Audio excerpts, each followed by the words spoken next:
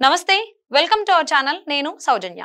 అభివృద్ధి చెందిన దేశాల్లో రోడ్లు బాగుంటాయని చాలా మంది అభిప్రాయం కానీ రోడ్లు బాగుండటం వల్లనే ఆ దేశాలు డెవలప్ అయ్యాయనేది వాస్తవం ఈ సూత్రాన్ని అనుసరిస్తూ తెలంగాణలో ఏ ప్రభుత్వం వచ్చినా రహదారుల నిర్మాణానికి ప్రాధాన్యం ఇస్తోంది హైదరాబాద్ ఔటర్ రింగ్ రోడ్ ఎప్పుడో అందుబాటులోకి రాగా రీజనల్ రింగ్ రోడ్ నిర్మాణం దిశగా అడుగులు వేస్తోంది రేవంత్ రెడ్డి సర్కారు మరోవైపు ఫ్యాక్షన్ రాజకీయాలతో ఏపీ అభివృద్ధి వెనక్కుపోతోంది జగన్ సర్కారు నిర్ణయాలతో విజయవాడ ఔటర్ రింగ్ రోడ్ నిర్మాణం 5 ఏళ్ల నుంచి సాగుతూనే ఉంది ఇంకెన్నాళ్లకు ఈ రహదారి అందుబాటులోకి వస్తోందో చెప్పలేని పరిస్థితి ఒక రాష్ట్రం ఎలాంటి గమ్యం దిశగా సాగుతుందో తెలియాలంటే ఆంధ్రప్రదేశ్ తెలంగాణలో పాలకుల విధానాలు గమనిస్తే చాలు ప్రజాస్వామ్యంలో పాలకులు వస్తారు పోతారు ప్రభుత్వం శాశ్వతం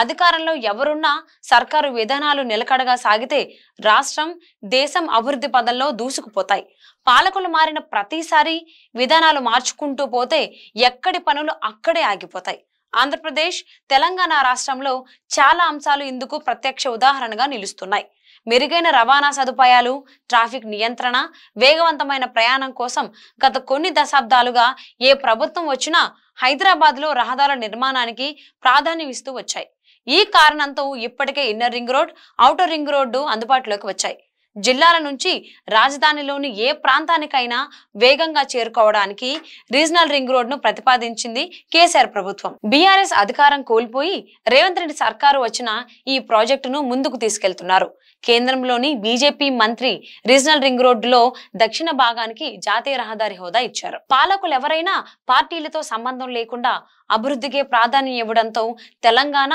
పురోగామి రాష్ట్రంగా నిలిచింది ప్రజల దురదృష్టం పాలకుల స్వార్థం కారణంగా ఆంధ్రప్రదేశ్ వెనుకబడిన రాష్ట్రాల జాబితాలో చేరే దిశగా సాగుతోంది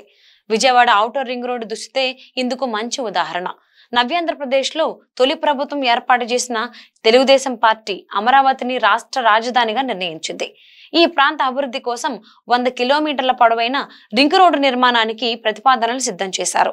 కేంద్రం నుంచి అనుమతులు వచ్చి ప్రాజెక్టు పట్టాలెక్కే సమయానికి ప్రభుత్వం మారిపోయింది 2019లో అధికారంలోకి వచ్చిన జగన్ సర్కారు అమరావతి రాజధానిని నాశనం చేయడమే లక్ష్యంగా నిర్ణయాలు తీసుకుంది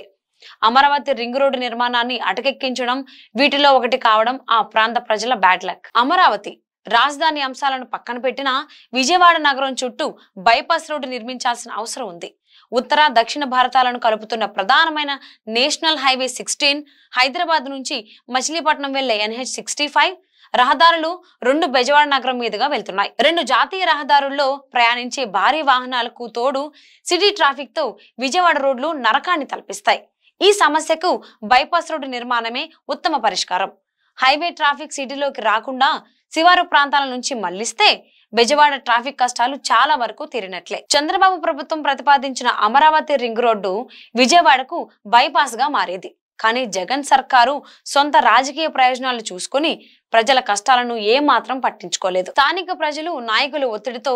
అమరావతి రింగ్ రోడ్డు లేఅవుట్ లో చిన్న మార్పులు చేసి విజయవాడ బైపాస్ ప్రతిపాదన తీసుకొచ్చింది వైసీపీ ప్రభుత్వం గుంటూరు జిల్లా చినకాకాని నుంచి ఎన్టీఆర్ జిల్లా గొల్లపూడి మీదుగా చిన్న అవుటపల్లి వరకు సుమారు 48 కిలోమీటర్ల రహదారి నిర్మించాలనేది ప్రణాళిక 2021లో 998 కోట్ల వ్యయంతో ప్రారంభమైన ఈ ప్రాజెక్టు 2023 ఫిబ్రవరిలో పూర్తి కావాలి ఆ షెడ్యూల్ అదే ఏడాది ఆగస్టుకు ఆ తర్వాత 2024 జనవరికి మారింది ఇప్పుడు 2025లో అయినా పూర్తవుతుందనే గ్యారంటీ లేదంటున్నారు అధికారులు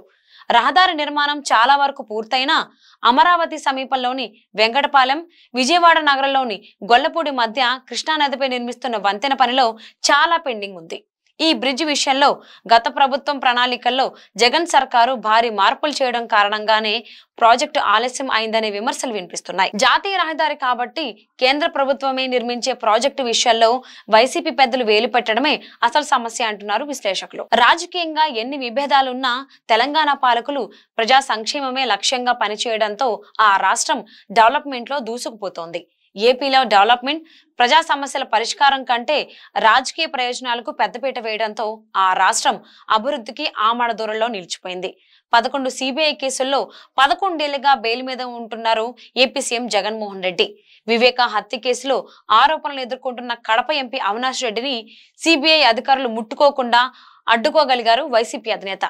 ప్రజలు ఇచ్చిన అధికారాన్ని సొంత ప్రయోజనాల కోసం వాడుకుంటున్నారు గాని రాష్ట్ర అభివృద్ధిపై ఏ మాత్రం చిత్తశుద్ధి లేదని స్పష్టం చేస్తున్నారు పరిశీలకులు. ఇవన్నీ చూసిన తర్వాత కూడా ఆంధ్రప్రదేశ్లో కోట్లాది మంది ఇంకా జగన్కే జై కొడుతున్నారు. తమకు ఏది మంచిదో జనానికే తెలియకపోతే ఎవరైనా ఏం చేస్తారు? ఇలాంటి వాళ్ళు ఉన్నంత కాలం ఏపీ పరిస్థితిలో మార్పు వచ్చే అవకాశం లేదని చెప్పుకోవచ్చు.